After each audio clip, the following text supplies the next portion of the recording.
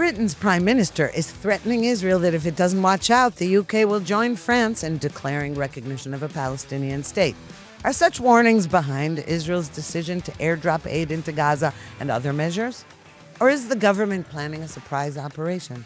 Why is the UN allowing the contents of hundreds of aid trucks rot in the sun rather than distributing the food to the needy in the Strip? What does the Gaza Humanitarian Foundation have to say about the travesty? We're going to be getting to the bottom of it on today's Israel Undiplomatic. You don't want to miss this.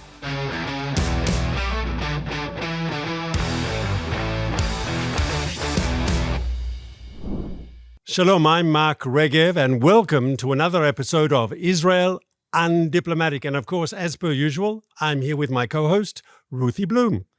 Hello, Mark. And as usual, we've got a lot to talk about today, and I'm going to jump right in to ask you, as a former Israeli ambassador to the United Kingdom, what you think about the latest last night's, we're now recording on Wednesday, and on Tuesday evening, Keir Starmer, the Prime Minister of the UK, came out with a threat to Israel that if it didn't follow meet certain conditions that he sets out before the UN General Assembly in September, Britain is going to recognize a Palestinian state. And I want to ask you what you would have done if you had been today the ambassador sitting in London. I would have explained to the British public why this decision is a mistake, why the government says this is going to help peace, why this is not going to help peace. On the contrary, it could do the very opposite, and why the government is simply wrong in its choice here. And the first point I'd make is the Prime Minister here has, as you said, he's threatened Israel. I will do this unless Israel does A, B, and C. He's done no similar threat to the Palestinians. He didn't say, you release the hostages or else. You recognize Israel's right to exist as an independent Jewish state or else. No, he's totally focused his wrath on Israel. If Israel doesn't do, I think, 4 or 5 things, they will do this. And what he's basically done is he's rewarding, as our Prime Minister Netanyahu said in his statement, he's unfortunately rewarding Hamas terrorism.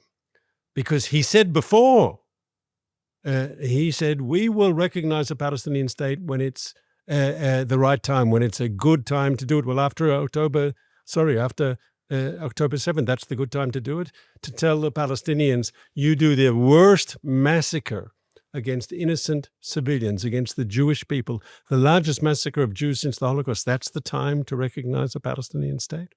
By the way, never is a good time for a European country to recognize a Palestinian state. By the way, Israel has tried throughout the years to help to negotiate a Palestinian state, and it never worked. All that did was bring on more intifadas and bloodshed and everything. So he has a lot of nerve. Okay, I know that you're diplomatic, but I'm going to be undiplomatic, and I'm going to say that it's appalling not only that he said that and that he threatened Israel, especially with this explosion of anti-Semitism that first occurred right after the October 7th massacre. But it's this week has exploded even more surrounding the false claim, the purposeful lie that Israel is intentionally starving the population of Gaza. So we can get to that in a minute about what the reality on the ground is. But that propaganda campaign on Hamas's part, and Hamas, of course, didn't agree to any negotiating points with Israel for the release of even any of the hostages, and that's how the talks all collapsed. And now it's winning a propaganda war thanks to, and it's not only thanks to the likes of Keir Starmer and, of course, French President Emmanuel Macron, who came out and said that he was declaring recognition of a Palestinian state. He already said that. So now we have 2 European allies attacking Israel and also their statements about a lasting peace in Gaza. It's like it beggars belief. So I would add the following. First of all, the Americans are trying to negotiate some sort of ceasefire in Gaza, which will bring about the release of our hostages. And the administration has put the failure so far to produce a deal, to produce a ceasefire and release of hostages. The administration, the president down, have pointed the finger at Hamas, as have the other intermediaries. The other mediators have done it more discreetly. But Hamas has suddenly hardened its positions. And I think one of the reasons Hamas has hardened its positions is because it thinks it's winning. And Keir Starmer's statement, as Macron's statement before, if the Palestinians think there's only pressure on Israel, and that pressure on Israel is only going to get stronger, why would Hamas ever release a hostage? They can just hang on to their hostages, continue the war, because in the end, the international community will force Israel, in their eyes. I don't think the international community will succeed, and the Americans definitely are not there. But if they think more and more countries are going to force Israel just to unilaterally stop the war, Hamas doesn't have to release a single hostage. Now, the only way to get a ceasefire is to get a hostage deal, and so Keir Starmer is actually undermining the serious efforts. Now, the UK is irrelevant in these talks, okay? So maybe it's their way of doing a tantrum. We don't count anymore. We're no longer the British Empire. I don't know.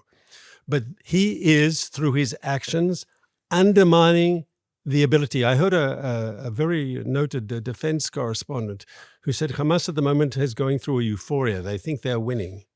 And once again, if they think they're winning, there's never going to be a hostage deal that brings about a ceasefire. Furthermore, and I want the British public to understand this, if you recognize a Palestinian state, which of course is theatrical, there is no Palestinian state, but basically you're going to change your level of representation. You're saying that instead of a Palestinian Authority, there's a Palestinian state. You are upgrading the status of the Palestinian Authority. This is an authority that has refused to condemn October 7th. And we're nearly 2 years from it. They've never condemned October 7th. Never. This is this person, you are upgrading your relationship. If you put conditions on it, if you said to the Palestinians, if you do A, B, and C, right, we will recognize you as a legitimate state. Okay, we can have a discussion about that. Is that the right thing or the wrong thing? But to give the Palestinians this diplomatic gift, nothing in return, it's just throwing away a diplomatic tool. If you would say as part of a deal with Saudi Arabia, do it as part of something else, here you're giving it away for free. And as I heard a correspondent on the BBC say this morning, and as you know, the BBC isn't renowned for being the advocate of Israeli positions, yes? The correspondent of the BBC, Keir Starmer is doing this also for internal political reasons. He had these political votes in Parliament on welfare reform, where the government had to pull back because of a revolt of backbenchers, mainly from the left of the party. And here, by playing the Palestine card, he's trying to reassert his authority, reunite the left behind him in the party. And once again, if a BBC correspondent can say it, so can Mark Regev. He's doing it also for internal political reasons. Well, okay, so he's catering to the lowest denominator of the British public, and that is outrageous. But then let's talk for a minute about what spurred all this, the lies about Israel purposely starving the Gazans. Now, not only does Israel say it's a lie, but of course Israel's now also caving to that propaganda pressure by now flooding Gaza with more aid, airdropping aid, but not only that, electricity, water, name it, okay? And the idea is because President Trump, who has been saying all along, has been on Israel's side all along, that Hamas is the obstacle and that we've got to end the war. And he said, I know what I would do. What he was hinting at, President Trump, was, at this point, I'd just level the place and that's it, and end the war that way, including if the hostages were killed. He never said that, but that was the implication. And of course, he wouldn't say that because nobody wants the hostages killed, except Hamas, maybe. No, even Hamas doesn't want them because they're Hamas's collateral. Now, President Trump also saw the false photos in the New York Times and other publications, The Guardian, etc., with starving Gazan children that turned out, of course, that they were children suffering from genetic disorders, and their being emaciated had to do with that and not because they were being starved. Nevertheless, President Trump also said, look, I don't like, people are hungry. It's no good. And this brings me to one thing to say, that the Gaza Humanitarian Foundation head, who's been giving interviews lately, now he has been, since May, the Gaza Humanitarian Foundation has been flooding Gaza with food. But he said, look, we can't do it alone. And the UN is blocking us. The UN and Hamas wants that organization out of there. Why? Because the Hamas doesn't want Gazans fed. It wants itself fed. It doesn't want Gazans fed because it likes having control over the food. And the UN also doesn't want to help the Gaza Humanitarian Foundation distribute food and has left hundreds of trucks on the border food rotting in the hot sun, because it says, no, only we get to distribute the food. It won't help another organization, which means that the UN doesn't care at all whether Gazans are hungry. So let me just lead into this, and then I'm going to ask you. So at first I was annoyed that Prime Minister Netanyahu, instead of standing up to this pressure, he's succumbed to it by saying, fine, more aid, more water, more electricity, anything you want. And I had a suspicion that this meant that behind the scenes, once the hostage talks failed, that he has been with his security cabinet planning something that we don't know. And what do you think about that? So first of all, I'll address something that you said a moment ago, and that is the issue of the UN aid delivery. Now, for most people on this planet, I'm not saying the people who watch our show, but most people on this planet believe the UN are do-gooders, that the UN is out there in crises, helping people in war zones and other zones, giving them food and medicine and tents, and that the job of the UN are like, they're good Samaritans. And Hamas exploits this because Hamas has taken over the UN situation, the UN structure in Europe, in Gaza. They control through manipulation, through personnel and so forth. They can control the UN structures in Gaza. And this is very telling because as part of Hamas making more and more demands that make a hostage deal impossible, for the time being at least, is they've said all aid has to be delivered by the UN. And I think that is very, very telling because one can either presume that Hamas are a bunch of humanitarians who really care about the Gaza population, and we know that's not true. Everything they've done since the war started has shown their total disregard for the well-being of the people of Gaza. So when you say Hamas is demanding that all aid goes through the UN, it's not for humanitarian reasons. It's because they know that way they control the aid. They can steal the aid for their own purposes. They can control how the aid is delivered. And in fact, most people who follow this closely know that Hamas's ability to control the aid deliveries into Gaza is an integral part of their ability to try to keep on to power, because they use the UN aid network as an integral part of their system of control, civilian control in Gaza. You take that away from them, maybe their ability to stay in power becomes very rocky. And that is why they are so upset with the American-Israeli alternative aid system. That's why they've done everything to prevent it from succeeding. That's why they put out all these stories and they shoot and they do all these violent incidences at the aid personnel. And of course, how is that reported? It's Israel shooting.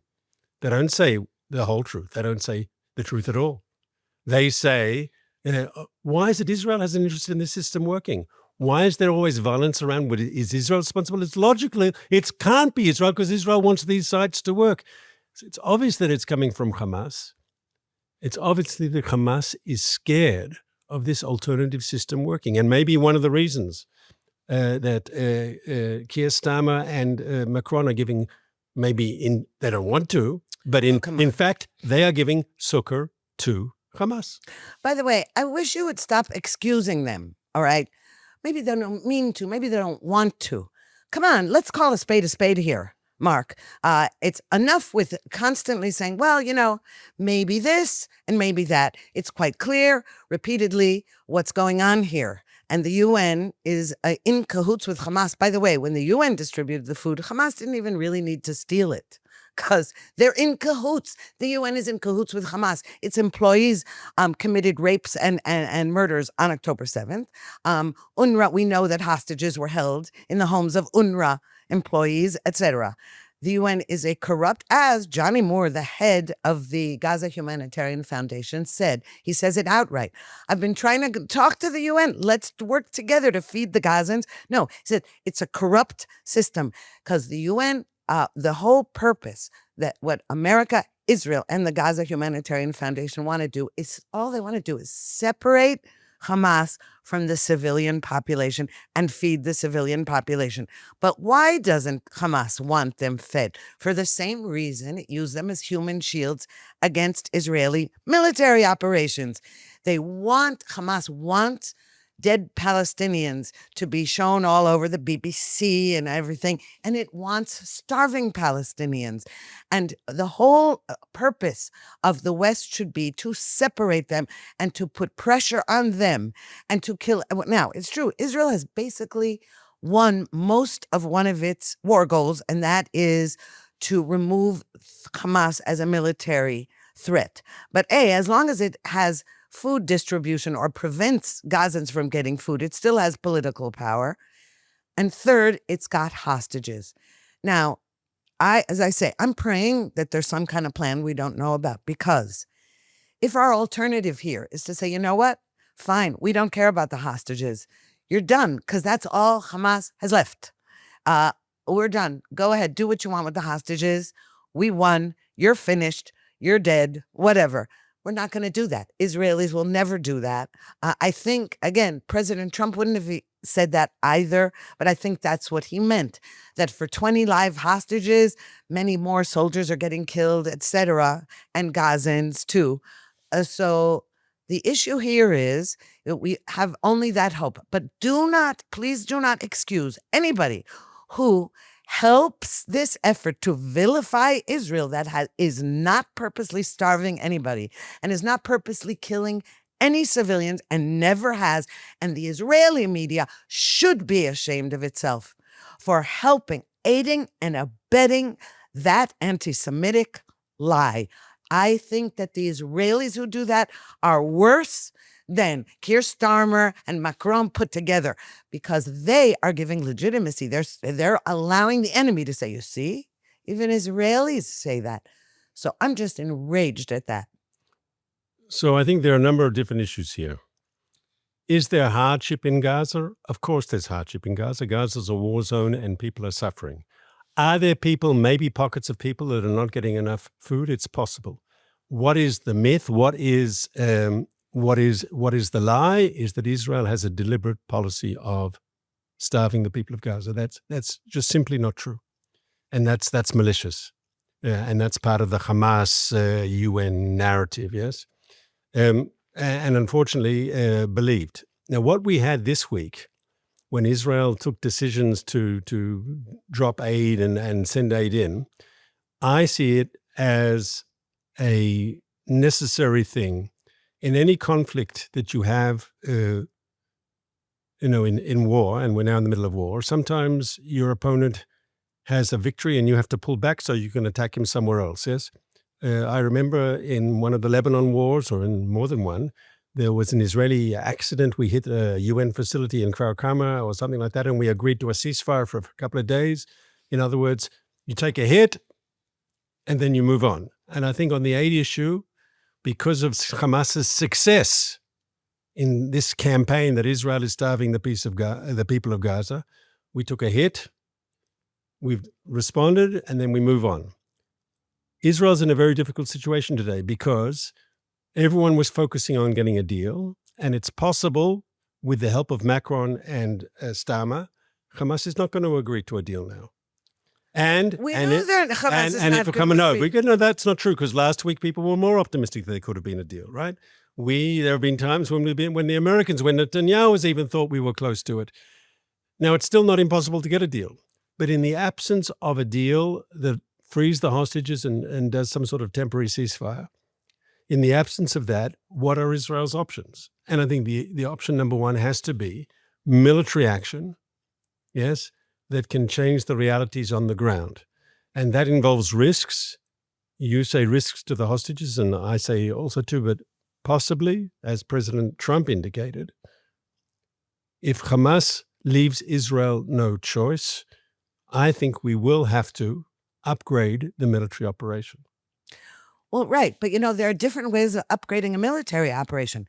One, for example, of course, all Israelis have been praying since October 7th that the ideal would have been some kind of Entebbe-like operation where we rescue all the hostages in a brilliant maneuver. Okay. And that didn't happen. We did have a couple of successful rescues. Okay. So right now we have 20 live hostages and 30 dead ones. Right. And they're Hamas's bargaining chips, etc. Now, obviously, so many Israelis are praying that we actually know where most of the live hostages are, and that maybe we are engaging in some kind of, we're going to pinpoint whose homes they're in and which faction they belong to, because some may be with the Islamic Jihad terrorist group and not Hamas. And also, we also know they're going to pull some stunt by saying, well, we don't know where all of them are, etc. But one of the troubles with the negotiations that went on for weeks is that we were agreeing to a long pause in order to get only 10. Why do I say only? Because, of course, we want to save every life. But then you're putting the rest of them, Hamas just could keep going like that forever. And the other thing is that giving a pause just enables Hamas to regroup and recruit new terrorists. Because yes, however many innocent civilians there are in Gaza, it's not hard for Hamas to keep recruiting 16-year-old, 17-year-old, 18-year-old, all these guys. They entice them. They've all been raised on a diet of jihad anyway. And they do not want to separate the civilian population from themselves, certainly not with food. So perhaps Israel has figured out a way to pinpoint where these hostages are and make a deal, individual deals with their captors, not with people sitting in Qatar, the Hamas representatives who are living it up in 5-star hotels. And by the way, Qatar is Hamas, and Qatar backs Hamas. And if you want to know, Israeli officials suspect Qatar of being behind the Israel is purposely starving Palestinians propaganda campaign. So we have the additional problem of having the mediators being bad actors. So I really think that the time is coming, and I'm hoping. And again, one reason for my optimism that something is cooking that we don't know about is that Bezalel Smotrich, the finance minister, who's of one of two politicians that the whole world loves to talk about as the, evil right-wing ministers, Bezalel Smotrich said to his constituents and his party, members of his party, that the reason he is supporting the government's increase in aid and everything that's going on right now is there's something he can't say, but he said, believe me, if I'm not quitting the government over what's going on right now, there's a reason. And I could be wrong, he said, but in the meantime, there's a reason for my optimism. I'm paraphrasing. He didn't use those exact words. So if he said that, I'm trusting that Netanyahu persuaded him that something's going on. And thank God we now have a cabinet that no leaks come out of, and so we don't know. So actually, it's good the cabinet doesn't leak. It's good Excellent. that the serious decisions are taken in quiet and that we will surprise our enemies. We did it with Hezbollah. We did it with the Iranians. Maybe we can do it also to Hamas. And that'd be a good thing. You said in your remarks, and I'm quoting, I wrote it down, only 10 live hostages are in the deal that was talked about, the Witkoff deal. And it's true, there are 20 live hostages and only 10, there's 50 altogether. Unfortunately, 30 are no longer among the living. There are 20 live, and you said only 10 as part of this deal. That's correct, only 10. But I believe, and I could be wrong, but I believe that if you say all or nothing, you could well end up with nothing. And if it's possible to get a sizable part, in this case, half of the live hostages out, I think it's worth doing the deal. once again, you say all or nothing, you could well end up with no life, right? I know there are risks involved to our soldiers and so forth, but I say firmly, if it's possible to get a deal, I would have done it, as I believe the Prime Minister would have done it. And the way the Americans, who are, unlike the British, the Americans who are party to all the details of these complex negotiations, and they've put the blame on the failure of the talks clearly on the Hamas side, right? And we've seen how the administration has talked, yes, shows that Israel really has gone the extra mile, maybe too much for part of Netanyahu's political base, to try to get this deal. But my question now is, and I think it's a difficult question, is in the absence of a deal, what are our options? Obviously, and I think Israel, as I said before, we have to upgrade our military. I don't see another option here. And here I will say the following to the Keir Starmers and the Emmanuel Macrons of the world who are going, no, no, no, no, Israel. You have to remember what you're saying. Because when you say ceasefire, stop the fighting, what you're basically saying is to get a ceasefire, you have to stop fighting and leave Hamas in power in Gaza. That's the bottom line. Now, I know that you, Keir Starmer, in his statement said, and Hamas cannot be part of the future and all this, yeah? But it's nice to say, but if you cease fire against Hamas, Hamas will stay in power in Gaza. That's the simple truth. And if you ignore that reality, that's why I said, and you don't have to agree with me, I said you are giving unintentionally, because I don't believe that's your intention, but in practical fact, you're giving succor to Hamas. You're allowing them to stay in power. In other words, Hamas sees that Israel is winning militarily. Hamas sees that all its friends, all its allies, Hezbollah and the Iranians and Assad in Syria, they've all faced great defeats. Hamas is standing alone and under pressure. Who is relieving the pressure? Therefore, they're not making a deal. Who is relieving the pressure? These European do-gooders, and they may be joined shortly by Canadians and Australians and others. I think that's unfortunately not off the cards. It, in fact, might even be likely. Yes, they'll join this bandwagon. They're saying, no, there's going to be increased pressure on Israel to stop, and Hamas will stay in power. They are giving Hamas the get-out-of-jail-free card. But it's worse than that, because it's not just they're saying ceasefire. A lot of people are saying that. Israelis are saying whatever. It's become a slogan, but they're saying Palestinian statehood. This isn't just rewarding Hamas. It's rewarding, as you said, the Palestinian Authority that pays, that funds terrorism, etc. Point is, it's worse than that. It's saying you're the good guys in this conflict. Okay, and I'm sorry that you say you don't think they're intending and that they're do-gooders. No, they are not do-gooders. Anybody who not only supports these jihadists in any fashion, equates them with Israel in any fashion, and encourages anti-Semites to spew their vitriol. It isn't just about Israel. It's about Jews. Jews are being killed and beaten up in streets all over Europe, in America. It's come to that point where kids were violently removed from an airplane because they were saying something in Hebrew, and they weren't even Israeli kids. Jews with a kippah, Jews with a Star of David. This isn't just about Gaza. We're talking about encouraging Jew hatred that is exploding all over the globe. And my opinion is the only way we can counter that is not through talking and showing that we're good guys. The only way is for Israel to be strong and victorious. That's our only option left, because we are on the front lines. Forget for a minute about the West, which we are. For the Jewish people, and I don't care how many Jewish liberals don't realize it, that no matter what kind of good Jews they are, the jihadists want to kill them too. So what we're basically saying is what Netanyahu said in his statement in response to Starmer. Netanyahu said, you'll create a jihadi Palestinian state, which will not only threaten Israel, in the end it'll threaten Britain too. And I think people have to remember this. They have to remember that these people who hate Israel, whether it's Iran or Hezbollah or Hamas, they also hate the West, and they more than hate. They have very, very hostile intentions. I like the German Chancellor, and so far, Germany has not joined this British-French sort of party. Yes, Palestinian party. When we attacked Iran, the German Chancellor said that we are doing the dirty work of the entire West. And so maybe what we're doing in Gaza, it's not pretty, but it's the dirty work for the West. Because if Islamic extremism succeeds in Gaza, it will give energy and impetus to Islamist extremists well beyond Gaza, across the Middle East, and I even say maybe in other places too.